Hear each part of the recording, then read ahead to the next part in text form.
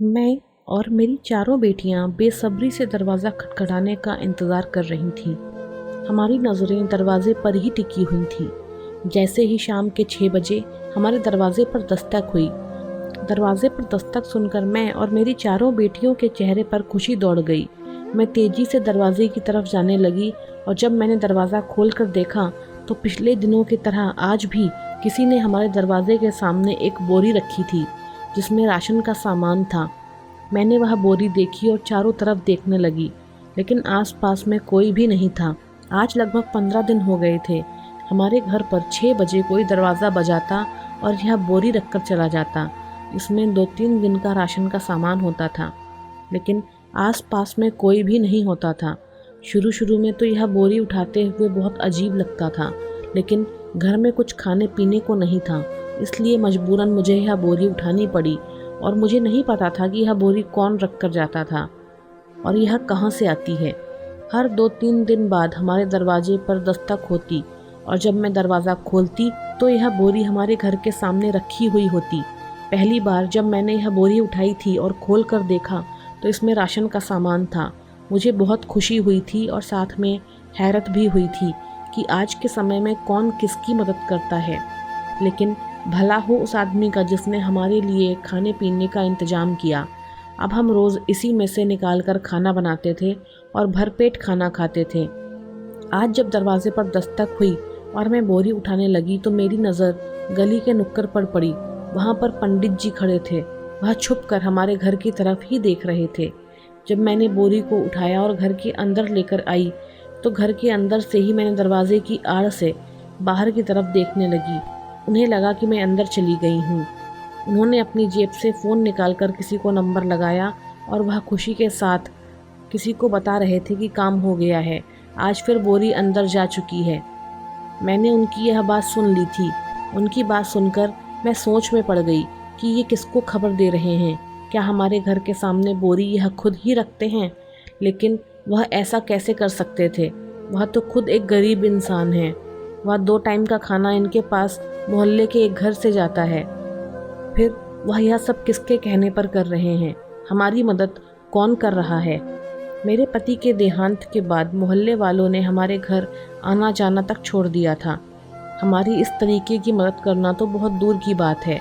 मैं यह सब बातें सोच ही रही थी कि अचानक मुझे ख्याल आया, यह जो खाना आता है वह सही भी है या नहीं? हमें इस बोरी में से कुछ मिलाकर तो नहीं दे रहा है? यह सोचते ही मेरे हाथ पांव ठंडे पड़ गए। मुझे पसीना आने लगा।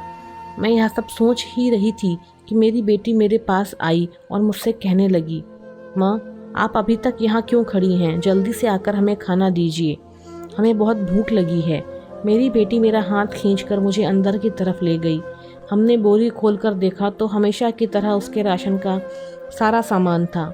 मैंने जल्दी से उसमें से आटा निकाला, आटा गूंथ कर रोटी बनाई और मेरी बड़ी बेटी ने सब्ज़ी बनाने रखी। खाना बनने के बाद हम सब ने खाना खाया और सोने के लिए लेट गए। तब मेरी छोटी बेटी मुझसे पूछने लगी कि माँ, हमें यह खाना कौन देकर जाता है? कौन है जो इस समय में हमारी मदद कर रहा है? आज के समय में तो अपने अपने को ही नहीं पूछते और यह इंसान हमें अपनी पहचान बताए बिना हमारी इतनी मदद करता है। कहीं कोई हमारी मजबूरी का फ़ायदा तो नहीं उठा रहा? यह सवाल तो मेरे भी दिमाग में चल रहे थे, लेकिन मेरे पास इन सवालों का कोई जवाब नहीं था। मैं चाह कर भी वह राशन लेने से इनकार नहीं कर सकती थी, क्योंकि हमारे पास इसके अलावा और कोई चारा भी तो नहीं था। मेरी बड़ी बेटी छोटी बेटी से कहने लगी, जैसे दुनिया में बुरे लोग होते हैं वैसे अच्छे लोग भी होते हैं। हो सकता है कोई अच्छे दिल से हमारी मदद कर रहा हो, और तुम रोज़ क्यों यह बार बार सवाल करने लग जाती हो? अब चुपचाप सो जाओ और हमें भी सोने दो। मेरी दोनों बेटियां सो गईं, लेकिन मुझे नींद नहीं आ रही थी। मेरे दिल में बार बार गलत ख्याल आ रहे थे और पंडित जी की वह हरकत और ज़्यादा सोचने पर मजबूर कर रही थी। यही बातें सोचते सोचते पता नहीं कब मेरी आंख लग गई। हमारा राशन 2 दिन तक चलता और फिर ख़त्म हो गया। 2 दिन बाद फिर हम लोग राशन आने का इंतज़ार करने लगे। हम राशन का इंतज़ार कर ही रहे थे कि 6 बजते ही किसी ने हमारे घर का दरवाज़ा खटखटाया और मैं दरवाजे की तरफ भागी। हर बार की तरह इस बार भी दरवाजे के बाहर राशन की बोरी रखी हुई थी। मैंने बोरी को अंदर किया और दरवाज़ा बंद करके चुपके से आड़ से बाहर की तरफ देखने लगा। आज भी पंडित जी गली के नुक्कड़ से छुपकर मुझे ही देख रहे थे और बोरी अंदर ले जाने के बाद उन्होंने फिर से अपना फ़ोन निकालकर किसी को नंबर लगाया और वही बात कही जो उस दिन कही थी, तुम्हारा काम हो गया है, तुम फिक्र मत करो, बोरी अंदर जा चुकी है। मैं उनकी बात सुनकर घबरा गई और अंदर की तरफ जाने लगी। मैं बहुत कुछ सोचने पर मजबूर हो गई थी, लेकिन मैं करती भी तो क्या। मैंने अपने बेटियों को खाना बना कर दिया और हम सब ने खाना खाया, लेकिन आज खाना खाने के साथ ही हम सबको चक्कर आने लगे, जिसकी वजह से हमें एकदम से नींद आ गई। अगले दिन दोपहर 2 बजे के करीब मेरी नींद खुली। तब मैं उठकर बैठी तो मेरा सर चकरा रहा था और मेरी आंखें बहुत सुर्ख हो रही थीं। मुझे एकदम अपनी बेटियों का ख्याल आया तो मैंने उठकर अपनी बेटियों की तरफ देखा। वे भी अभी तक बेफिक्री के साथ सो रही थीं। मैं उनको देखकर घबरा गई। मैंने जल्दी से उन्हें उठाया। थोड़ी देर बाद वह जाग गईं तो मेरी जान में जान आई। उनकी हालत भी मेरी तरह ही हो रही थी। वह चारों भी अपना सिर पकड़कर बैठी थीं। मैं अपना सिर पकड़ते हुए उठी और अपनी बेटियों से भी कहा कि उठकर हाथ मुंह धो लें, तुम्हें बेहतर लगेगा। मैं और मेरी बेटियों ने उठकर हाथ मुंह धोया तो कुछ तबीयत में सुधार लगने लगा। फिर मैंने अपनी बेटियों को नाश्ता बना कर दिया। जैसे ही हम लोगों ने निवाला मुंह में लिया तो हम सबको उल्टियाँ होने लगीं, सबकी हालत ख़राब होने लगी। मैं सोचने लगी, हमारी तबीयत इतनी ख़राब कैसे हो गई? क्या हमारे खाने में कुछ मिलाया हुआ था? क्या बोरी में जो खाना आता है वह जहरीला था? यही बातें सोच सोच कर मैं परेशान हो रही थी कि मेरी बेटियों की हालत और ज़्यादा बिगड़ने लगी। मैंने अपनी बेटियों को लिया और डॉक्टर के घर चल पड़ी। हमारे घर के पास में ही एक सरकारी हॉस्पिटल था। मैं अपनी बेटियों को इस तरह तड़पते हुए नहीं देख सकती थी। हम अस्पताल पहुँचे और डॉक्टर ने हमारा बारी बारी से चेकअप किया और रिपोर्ट आने के बाद डॉक्टर ने जो मुझे बताया वह सुनकर तो मेरे सर पर जैसे आसमान ही टूट पड़ा। हम सब एक दूसरे को हैरानी से देखने लगे। यह खबर हमारे लिए किसी मौत से कम नहीं थी। यह खबर सुनने से बेहतर तो हम लोग मर जाना पसंद करते। हम एक दूसरे से नज़र नहीं मिला पा रहे थे। आखिर ऐसा कैसे हो सकता है जो हम पांचों के साथ हुआ है? हम एक ही समय में एक साथ प्रेग्नेंट हैं। मेरे साथ मेरी बेटियों के चेहरे का रंग भी उड़ गया था। मैंने डॉक्टर को बताया कि मेरी बेटियों की तो अभी तक शादी भी नहीं हुई है और मैं भी एक विधवा हूँ। मेरा कोई बेटा भी नहीं है। हम चारों घर में अकेले ही रहते हैं। हमारे घर में कोई मर्द आता जाता नहीं, और जब हमारे घर कोई मर्द नहीं आता तो हम प्रेग्नेंट कैसे हो सकते हैं? डॉक्टर ने मुझे हैरत से देखा और नागवार अंदाज से बोली कि यह पुलिस केस है, तुम पुलिस के पास जाओ और सब कुछ बताओ। अगर तुमने ऐसा नहीं किया तो मैं खुद तुम्हारी रिपोर्ट करवा दूंगी। डॉक्टर का ऐसा अंदाज देखकर मैं हैरान रह गई कि यह हमारी परेशानी समझने के बजाय हमें धमकी क्यों दे रही हैं। हमने ऐसा कौन सा पाप कर लिया है? हम तो खुद परेशान हैं। हमारे साथ तो खुद किसी ने गलत किया है। लेकिन मैंने उस डॉक्टर से कुछ नहीं कहा और मैं खामोशी से अस्पताल से बाहर निकल गई और पुलिस स्टेशन की तरफ जाने लगी। पुलिस स्टेशन के पास जाते ही मेरे कदम अंदर जाने के लिए नहीं बढ़ रहे थे। मैं बहुत घबरा रही थी और मुझे बहुत ज़्यादा पसीना आ रहा था। मैं सोच रही थी अगर पुलिस ने मेरी बात नहीं मानी और उल्टा हम पर ही इल्ज़ाम लगा दिया तो मैं क्या करूँगी, क्योंकि मैं मुश्किल में अकेली नहीं थी। मेरी 4 जवान बेटियाँ भी थीं। मैं अपनी बेइज्जती तो बर्दाश्त कर सकती थी, लेकिन मेरी बेटियों के चरित्र पर कोई उंगली उठाए यह मैं कभी भी बर्दाश्त नहीं करती। वैसे भी हमारा इस दुनिया में कोई नहीं था। किसी को हमारे ऊपर कीचड़ उछालते हुए देर नहीं लगती और हमारे पास तो लोगों के सवालों का जवाब भी नहीं होता। यही सब सोचकर मैं वापस जाना चाहती थी, लेकिन डॉक्टर की धमकी याद आ गई और मैं हिम्मत करके पुलिस स्टेशन के अंदर चली गई। पुलिस स्टेशन के अंदर जाते ही मैंने चारों तरफ देखा। सब लोग अपने अपने कामों में बिजी थे। यहाँ के कैदियों को देखकर मुझे बहुत डर लग रहा था, क्योंकि मुजरिमों की तो सूरत ही खतरनाक होती है और मैं तो ज़िंदगी में पहली बार पुलिस स्टेशन आई थी और यही प्रार्थना कर रही थी कि भगवान किसी को पुलिस स्टेशन का मुंह ना दिखाएं। एक ऑफिसर ने मुझसे पूछा, क्या हुआ मैडम, यहाँ क्यों आई हो? मैंने उससे कहा कि एक रिपोर्ट लिखवानी है। उसने मुझसे कहा, ठीक है मैडम, बैठो। सामने रखी हुई कुर्सी पर बैठ गई और वह अपना मोबाइल उठाकर चलाने लगा। मैंने उसको अपनी सारी बात बताई, घर में राशन आने से लेकर हमारी तबीयत खराब होने तक, और फिर मैंने उसको प्रेग्नेंट वाली बात भी बता दी। वह मेरी सारी बातें सुनकर बहुत सुकून से बोला कि आप फिक्र ना करो मैडम, आपका मुजरिम पकड़ा गया है। मैंने हैरत भरी नज़रों से उसकी तरफ देखा तो उसने मुझे बताया कि कुछ दिनों से हमारे पास ऐसे ही रिपोर्ट आ रही थी कि लोगों के घर के बाहर उन्हें राशन मिलता और जब वह लोग उस राशन में से खाते तो उनकी हालत ख़राब हो जाती। जब वो चेकअप करवाते तो उन्हें पता चलता कि वे प्रेग्नेंट हैं। हमें पिछले कुछ दिनों से इस मुजरिम की तलाश थी। आखिर हमने उस मुजरिम को पकड़ ही लिया और वह लॉकअप में बंद है। अगर आप लोग चाहें तो उससे मिल सकते हैं।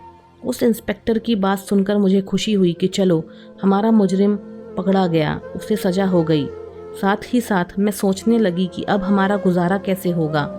फिर मैंने सोचा कि भगवान ने भी इस बार हमारी मदद की थी, आगे भी वही करेंगे। यही सोचते सोचते मैं जेल तक पहुंची।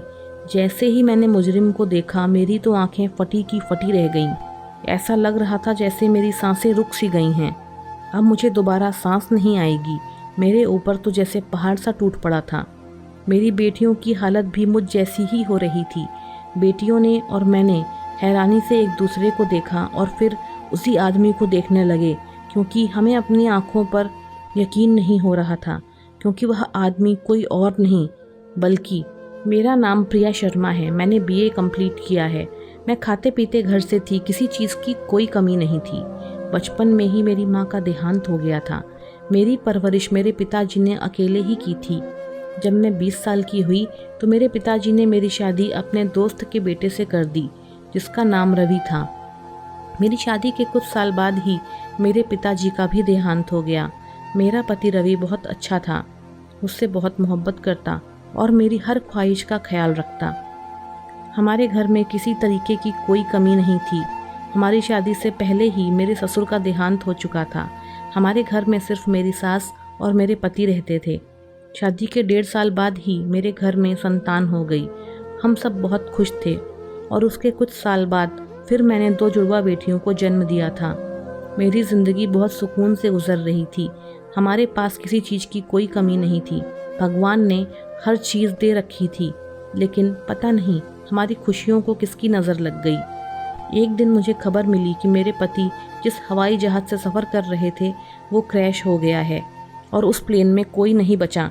सब अपनी जान से जा चुके हैं। ये सुनकर जैसे मेरे जिस्म में जान ही नहीं रही थी। मेरी बेटियों की हालत भी ख़राब हो गई थी, लेकिन उन्होंने खुद को और मुझे संभाला। मुझ पर तो मुसीबतों का पहाड़ टूट गया था। मैंने अपने पति को आखिरी बार जी भरकर देखा भी नहीं था। मेरे पति के देहांत के बाद हमारी ज़िंदगी बहुत दुश्वार हो गई। हमारा एक ही सहारा था जो अब इस दुनिया में नहीं रहा था। हमारी ज़िंदगी इस कदर मुश्किल हो जाएगी मैंने तो सोचा भी नहीं था। कुछ दिन तक तो घर में जो कुछ भी पड़ा था वह खाकर हमने गुजारा कर लिया, लेकिन कब तक ऐसे ही चलता। अब हमारे पास खाने पीने का सब कुछ खत्म हो चुका था। मैं और मेरी बेटियां कई कई दिन ऐसे ही भूखे रहते थे। मैंने एक स्कूल में टीचिंग के लिए अप्लाई किया, वहाँ मेरी नौकरी लग गई। अभी मुझे वहाँ जाते जाते 1 हफ्ता ही हुआ था कि वहाँ के प्रिंसिपल ने मुझसे बदतमीज़ी करनी शुरू कर दी। उसे पता था कि मैं अकेली औरत हूँ, कुछ नहीं कर सकती, इसलिए वह सोच रहा था कि वह जो चाहे मेरे साथ करेगा। वह रोज़ कोई ना कोई हरकत मेरे साथ ज़रूर करता था। मुझे तंग आकर यह नौकरी छोड़नी पड़ी। मैं जहाँ भी काम करने की कोशिश करती, मुझे ऐसी ही नज़रों का सामना करना पड़ता था। दुनिया वाले अकेली औरत देखकर समझते हैं कि उनके बाप का माल है, जो चाहे उसके साथ कर सकते हैं। एक दिन मैं अपनी ज़िंदगी से हार कर अपने घर पर उदास बैठी थी कि किसी ने दरवाज़ा खटखटाया। मैंने हैरत से दरवाजे की तरफ देखा, क्योंकि हमारे घर कोई आता जाता नहीं था। मैंने उठकर दरवाज़ा खोलने गई तो वहाँ कोई नहीं था, लेकिन वहाँ पर एक बोरी रखी हुई थी। मैंने उसे खोलकर देखा तो उसमें राशन का सामान था और तब से ही हमारे घर में कोई राशन की बोरी रखकर जाने लगा और हमारा गुजारा उसी से चलने लगा। लेकिन अब हमारी तबीयत ख़राब हुई और हमें हॉस्पिटल जाना पड़ा। वहाँ से हमें प्रेग्नेंट होने की खबर मिली तो हम यहाँ पुलिस स्टेशन आए, लेकिन हमने अपने मुजरिम को देखा जिसे देखकर मेरे पैरों तले से ज़मीन निकल गई, क्योंकि वो आदमी कोई और नहीं बल्कि मेरा पति ही था। लेकिन ऐसा कैसे हो सकता था? जिसको हम आज तक मरा हुआ समझ रहे थे, उसे आज हम अपनी आंखों के सामने जिंदा देख रहे थे। वह भी मुझे और अपनी बेटियों को देखकर शर्मिंदा होने लगा। लेकिन उनकी आंखों में यह शर्मिंदगी कैसी थी? क्या उन्होंने कोई जुर्म किया था, या उन्होंने हमारे साथ कुछ गलत किया था जिसकी वजह से वह हमसे नज़र नहीं मिला पा रहे थे? मेरी बेटियां अपने पिता को देखकर रोने लगीं। उनको देखकर उनकी बाप की आंखों में भी आंसू आ गए, लेकिन उन्होंने खुद को संभाला और अपनी बेटियों को भी चुप कराया। मेरे दिमाग में बहुत सारे सवाल चल रहे थे। मुझे जवाब चाहिए था। मैं जानना चाहती थी कि आखिर मेरे पति जिंदा कैसे हैं। अगर वह अब तक जिंदा थे तो हमारे पास क्यों नहीं आए? अब तक वह हमसे दूर क्यों थे? और उनके मरने की झूठी खबर किसने फैलाई थी और क्यों फैलाई थी? और आज वह हमें मिले हैं तो इस हालत में कि वे जेल में एक मुजरिम बने खड़े हैं। मुझसे अब बर्दाश्त नहीं हो रहा था। मैंने वहीं अपने पति से सवाल पूछने शुरू कर दिए। उन्होंने भी शर्मिंदगी के साथ मेरे सवाल के जवाब देने शुरू किए। जैसे जैसे मुझे अपने सवाल के जवाब मिल रहे थे, वैसे वैसे ही मेरे सिर पर बिजली गिर रही थी और मैं अपने पति की बातें चुपचाप खड़ी सुन रही थी। मेरे पति ने बताया, मैं अपनी ज़िंदगी में अपनी बीवी बच्चों के साथ बहुत खुश था। मेरी एक खुशहाल ज़िंदगी गुजर रही थी। मैं अपनी बीवी से बहुत मोहब्बत करता था और मेरी बेटियों में तो मेरी जान बसती थी। हमारे पास किसी चीज़ की कमी नहीं थी। हमारा एक हंसता खेलता परिवार था। क्योंकि मेरी बेटियां अब जवान हो गई थीं, तो मैं उनकी शादी करने की सोच रहा था। मैंने अपने दोस्तों से भी कह रखा था कि अगर कोई अच्छा रिश्ता हो तो मेरी बेटियों के लिए बताना।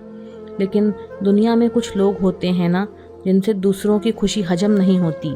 वह यही चाहते हैं कि किसी तरह उनकी खुशी को बर्बाद कर दें। बस ऐसा ही कुछ मेरे साथ हुआ।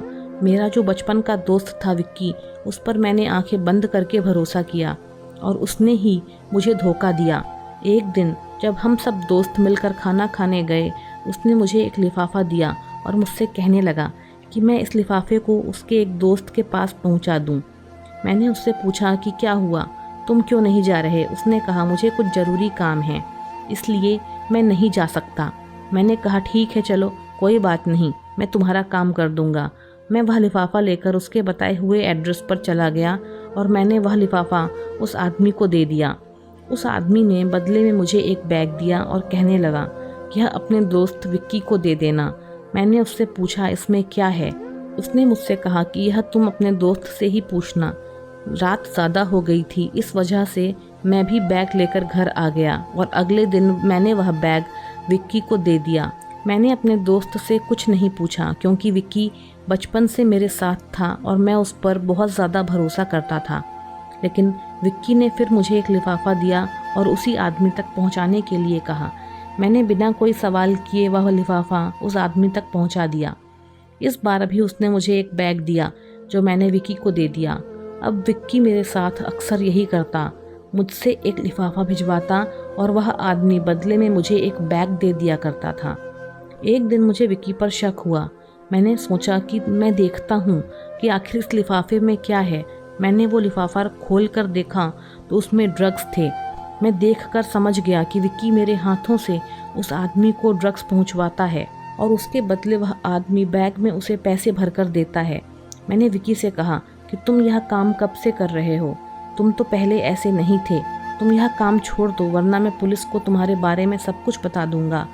तब विक्की ने मुझसे कहा, अगर तुम पुलिस को मेरे बारे में कुछ भी बताओगे तो मैं नहीं, उल्टा तुम फंसोगे, क्योंकि आज तक तुम ही यह लिफाफा उस आदमी को देते हो और उससे बैग लेते हो और मेरे पास तुम्हारे खिलाफ सबूत भी हैं।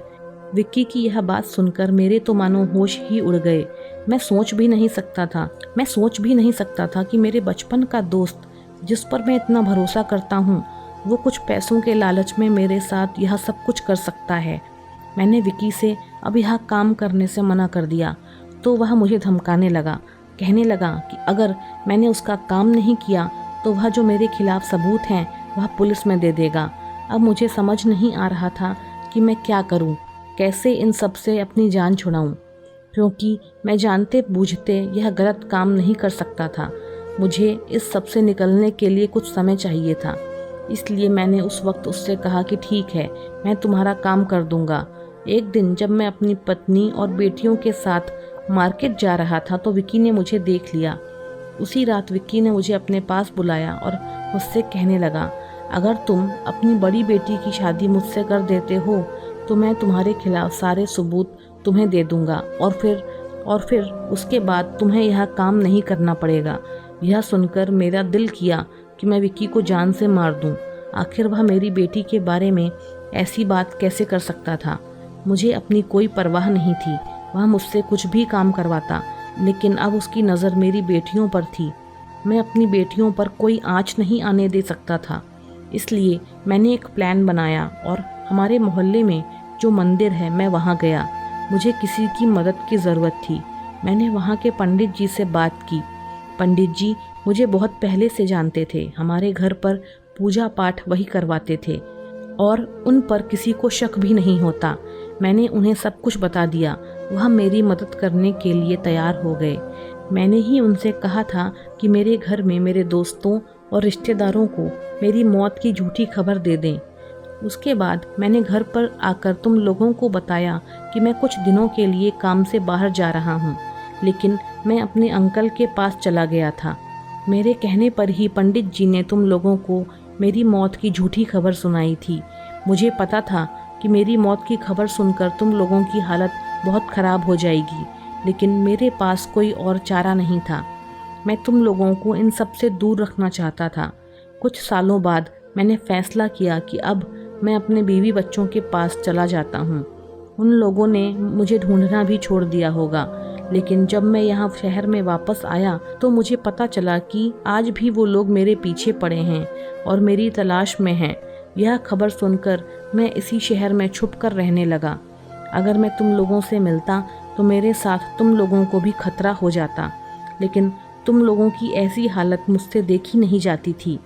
इसीलिए मैंने पंडित जी से कहकर तुम्हारे घर में राशन की बोरी भेजनी शुरू कर दी थी, जिससे तुम लोगों को 2 टाइम का खाना आराम से मिल रहा था।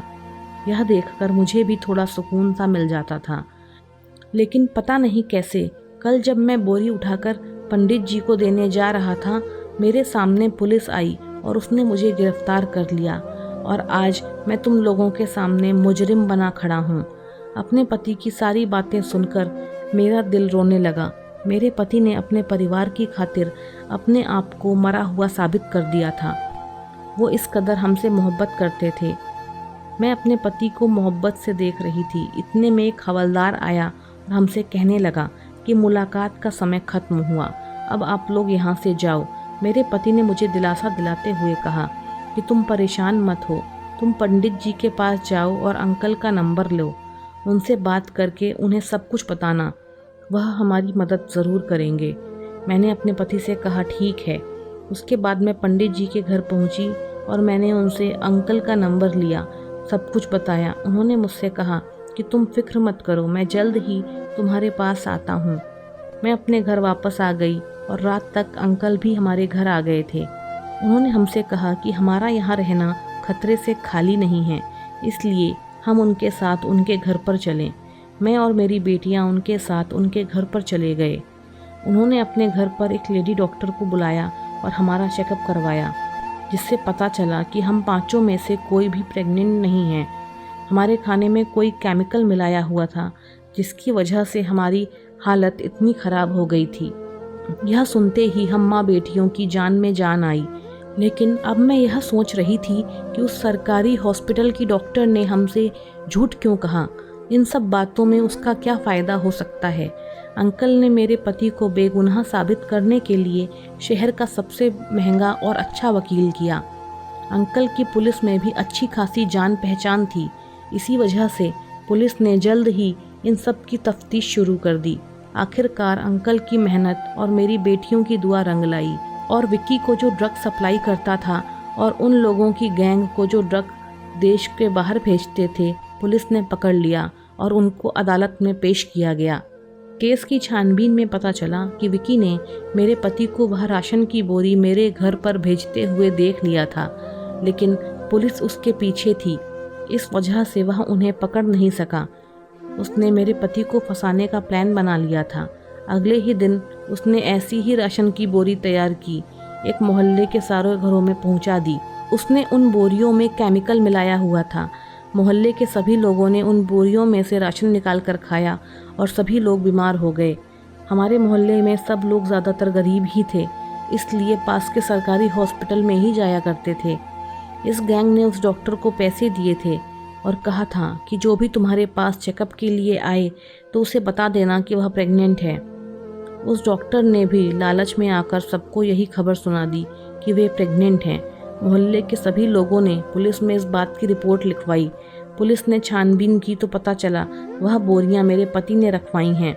इसलिए पुलिस ने मेरे पति को गिरफ्तार कर लिया था। विकी ने भी अपने सारे गुनाह कबूल कर लिए थे।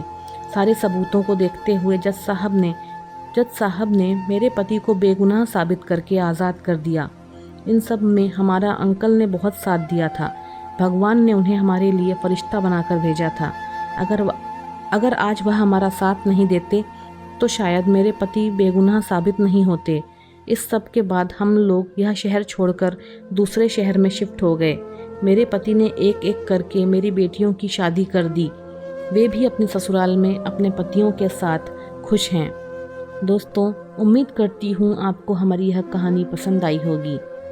यदि पसंद आई तो वीडियो को लाइक करें, चैनल पर नए हैं तो चैनल को सब्सक्राइब करें और बेल नोटिफिकेशन दबाना ना भूलें। कमेंट करके हमें ज़रूर बताएं कि आपको यह कहानी कैसी लगी है। धन्यवाद।